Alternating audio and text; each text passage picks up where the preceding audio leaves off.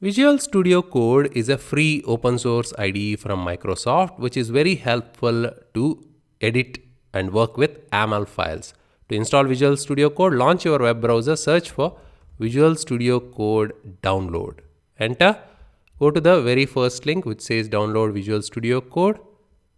If you are on Windows, you will be using the following installer. If you are on Mac, the last one, and if you are on Linux, the one in the middle. It's a very straightforward installation. Once you download, double click on the installer and you will be able to install it.